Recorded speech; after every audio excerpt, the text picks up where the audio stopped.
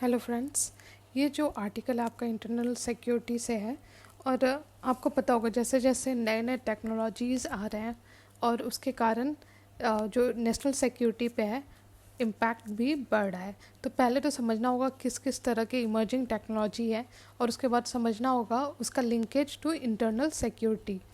तो चाहे वो ड्रोन टेक्नोलॉजी हो या जिस तरह से आईटी रिवॉल्यूशन हो रहा है या आपका रिमोटली ऑपरेटेड वेपन सिस्टम हो, आर्टिफिशियल इंटेलिजेंस हो, साइबर टेक्नोलॉजी हो, हर तरह के जो डेवलपमेंट है वो सिक्योरिटी पे भी इम्पैक्ट कर रहा है। जो इमर्जिंग टेक्नोलॉजी है उसका मतलब होता है कि कोई भी ऐसा टेक्नोलॉजी जो कि डेवलप हो चुका है या डेवलपिंग है, और ऐसे भी टेक्नोलॉजीज इसमें आता है जो कि 5 से 10 साल में तैयार होंगे। तो जिस रेट पे टेक्नोलॉजी बढ़ रहा है, डेवलप कर रहा है, उसके अनुसार हमारे पास पॉलिसीज़ की कमी है कि हम ऐसे जो थ्रेट्स हैं उनको डील कर पाएँ। पहले समझते हैं पहले क्या क्या टेक्नोलॉजी है। जो इमर्जिंग टेक्नोलॉजी है वो है पहला यूएवी, यानी कि अनमैन्ड एरियल व्हीकल। इसके थ्रू अलग अलग प्रॉब्लम्स और जो चैलेंजेस और कुछ कुछ सॉल्यूशन और डेवलपमेंट, अच्छे डेवलपमेंट भी देख सकते हैं। जैसे अगर ड्रोन व्हीकल का देखें तो आपका बेनिफिट्स में आएगा कि फ़ोटोग्राफी में rescue, wild life mapping, crowd monitoring, urban planning, agriculture, हर एरिया में आपका ड्रोन का रोल दिखेगा। लेकिन साथ में इसका थ्रेट भी है, जैसे कि हमारे जो एनिमी स्टेट्स है जैसे पाकिस्तान ड्रोन के थ्रू ड्रग्स और जो वेपन है वो सप्लाई करता है टू टेररिस्ट ऑर्गेनाइजेशन, साथ में हमारे बॉर्डर पे स्पाई करने की कोशिश करता है। तो इस तरह के थ्रेट्स हैं जब आप ड्रोन टेक्नोलॉजी के बारे में बात करते हो। उसी तरह रिमोटली ऑपरेटेड वेपन सिस्टम है, इसका सर्वेलेंस करना थोड़ा मुश्किल हो जाता है बिकॉज एक तो ये रिमोटली ऑपरेटेड होते हैं और बहुत ही छोटे साइज के या वेराइंग साइज के होते हैं।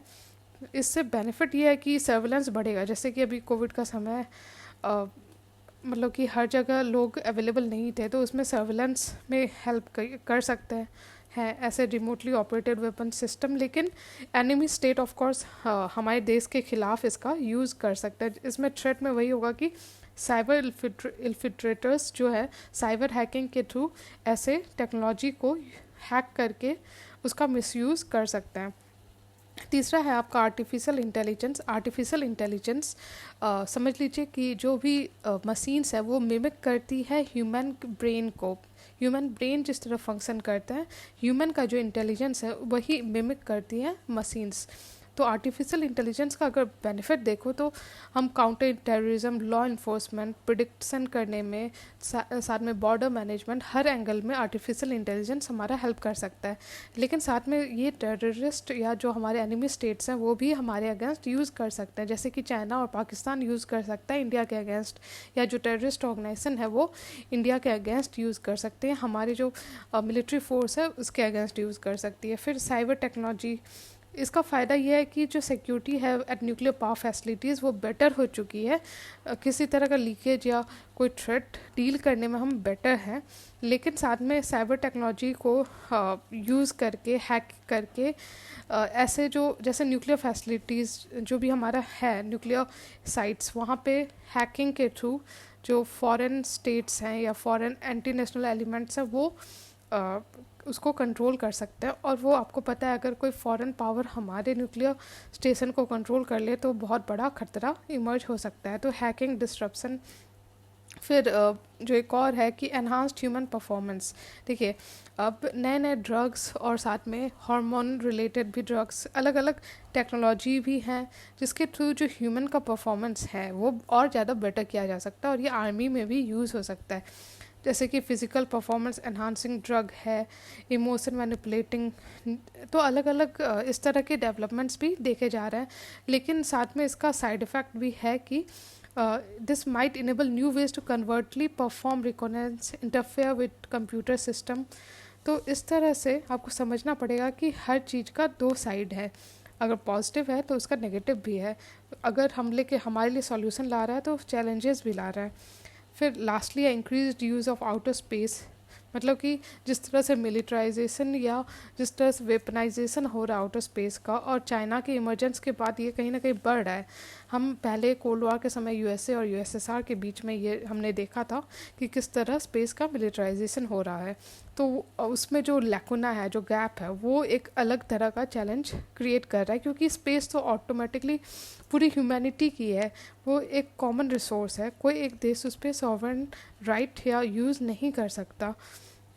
अगर पॉजिटिव रोल देखें अगर आउटर स्पेस का, तो वो है कि हमारे स्टेट का इंटेलिजेंस सर्विलेंस वो बढ़ रहा है अगर आप सिक्योरिटी वाइज देखो तो। लेकिन ख़तरा वही है कि जिस तरह से यूज़ हो रहा है as a monopoly by some states, दूसरा कि जिस तरह से स्पेस डेब्रिस में भी वो एड ऑन कर रहा है। साथ में आपको ये भी समझना पड़ेगा कि जो नेशनल सिक्योरिटी का फेस है वो नए नए व्यायाम से उसमें आप देख सकते हो नए नए चेंजेस आ रहे हैं, जैसे कि नए नए थ्रेट्स, मतलब कि कोविड, फिर जो जिस तरह से नए नए टेक्नोलॉजी आ रहा है, तो एक आपको थ्रेट दिखने को मिलेगा कि कोई एनिमी स्टेट टेक्नोलॉजी को यूज़ करके डिसरप्ट कर सकता है लेबर मार्केट, हेल्थ, एनर्जी या ट्रांसपोर्टेशन सिस्टम तक को हैक कर सकता है, जैसा कि यूएसए में देखा गया था। दूसरा है कि लिमिटेड रेगुलेशन, मतलब कि एक गैप एग्जिस्टिंग है, ठीक है। The level of development of regulation is very less compare to the development that is taking place in technology. वो जो गैप है सप्लाई और डिमांड का, तो वो आपको देखना पड़ेगा। तीसरा है कि पावरफुल एडवर्सरीज, मतलब कि जो कुछ कंट्रीज़ है, जैसे हो गया अमेरिका ही हो गया, या चाइना हो गया, या रसिया हो गया, ये पावरफुल है और स्पेस जैसे कॉमन रिसोर्स को अपने हित में यूज़ कर सकते हैं। नेक्स्ट पॉइंट है कि threat from non state actors, मतलब कि ये जो इमर्जिंग टेक्नोलॉजी है, कई सारे ऐसे भी टेक्नोलॉजी है जो बहुत चीप है, जो कि जो नॉन स्टेट एक्टर्स जैसे कि अलकायदा और ISIS हो गए, ये बहुत कम प्राइस में यूज़ कर सकते हैं अगेंस्ट एन स्टेट। और जैसे कि बायोलॉजिकल वेपन ही हो गया, ये these are cheap weapons, but उसका जो इम्पैक्ट होगा, उसका जो डैमेज होगा, वो बहुत ज़्यादा होगा। उसके बाद नेक्स्ट है threat of weapons of mass destruction, मतलब कि न्यूक्लियर टेक्नोलॉजी के अलावा भी जो वेपन्स हैं, चाहे वो बायोलॉजिकल वेपन्स हो या केमिकल वेपन्स हो, वो बहुत ज़्यादा वाइड स्प्रेड डैमेज और हार्म कर सकते हैं। तो इस तरह से आपको समझना पड़ेगा कि ये नए फेसेस हैं नेशनल सिक्योरिटी के, क्योंकि जिस तरह से टेक्नोलॉजी चेंज हो रहा है, तो नेशनल सिक्योरिटी का डोमेन भी चेंज हो रहा है। तो कई सारे स्टेप्स लिए हैं गवर्नमेंट ऑफ इंडिया ने, जैसे कि नेस्ट डिवीज़न हो गया, फिर national mission on quantum technology and application, जिसमें गवर्नमेंट ने कहा है कि हम और ज़्यादा क्वांटम टेक्नोलॉजी को यूज़ करेंगे। DRDO ने बहुत सारे लैबोरेटरीज़ बनाए हैं। वे फॉरवर्ड में वही है कि हमें और ज़्यादा इस एरिया में रिसर्च करने की ज़रूरत है, जो भी रेगुलेटरी गैप है उसको फिलअप करने की ज़रूरत है, इन्वेस्टर्स पे को मतलब इंसेंटिवाइज और मोटिवेट करने की ज़रूरत है, और प्राइवेट सेक्टर का भी पार्टिसिपेशन हमें अपने इंटरनल सिक्योरिटी में बढ़ाने की ज़रूरत है। जो भी स्टेक होल्डर्स हैं, जो भी पार्टनर्स हैं, उनके साथ कोलैबोरेटिव एनवायरनमेंट की ज़रूरत है। हमें कोऑपरेटिव फेडरलिज्म भी चाहिए, और अगर आप इंटरनेशनल लेवल पे देखो तो हमें लाइक माइंडेड कंट्रीज़ के साथ जो कोऑपरेशन है वो बढ़ाने की ज़रूरत है। पब्लिक प्राइवेट पार्टनरशिप, फिर अडॉप्ट एडवांस टेक्नोलॉजी एप्लीकेशन, क्योंकि जिस रेट पे टेक्नोलॉजी चेंजेस हो रहा है, उस रेट पे गवर्नमेंट की टेक्नोलॉजी चेंज नहीं हो रही। गवर्नमेंट की टेक्नोलॉजी अभी भी बहुत ज़्यादा आउटडेटेड है, तो इस मामले में हमें ध्यान देना पड़ेगा। तो इस तरह से हमने इमर्जिंग टेक्नोलॉजी और नेशनल सिक्योरिटी का जो लिंकेज है वो समझा। आई होप आपको वीडियो अच्छा लग रहा है, समझ में आ रहा है, और अगर अच्छा लग रहा है तो प्लीज़ लाइक कीजिए और मेरे चैनल को सब्सक्राइब कीजिए। Thank you.